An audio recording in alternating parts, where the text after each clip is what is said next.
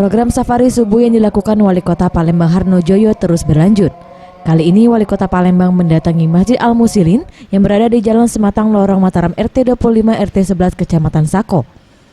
Dalam safari subuh ini Harnojoyo banyak mendengarkan keluhan masyarakat seperti penambahan infrastruktur serta perbaikan jalan yang menuju ke masjid, dan ia berjanji segera mengatasi hal tersebut secepatnya. Ia berpesan kepada warga sekitar masjid untuk selalu melaksanakan sholat subuh berjamaah, dilanjutkan dengan gotong royong dan selalu menjaga kebersihan lingkungan sekitar.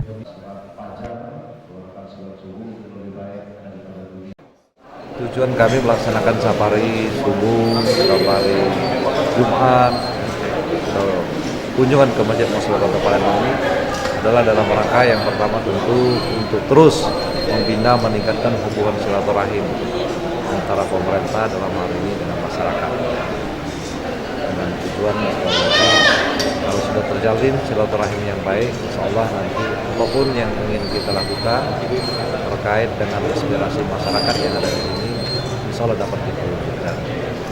Dan satu hal juga yang kami dapatkan pada pagi hari ini, ya, aspirasi daripada masyarakat disampaikan ada beberapa ruas jalan yang sudah rusak, insya Allah akan kita perbaiki, dan ada juga drainase yang belum tuntas dikerjakan, kurang lebih 60 meter, insya Allah hari ini akan kita tuntaskan, ya, karena ini akan sangat mengganggu sekali bagi masyarakat.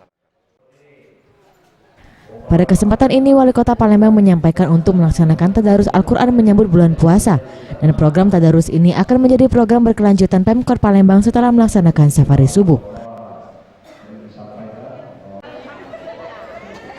Para Satria, Sriwijaya TV.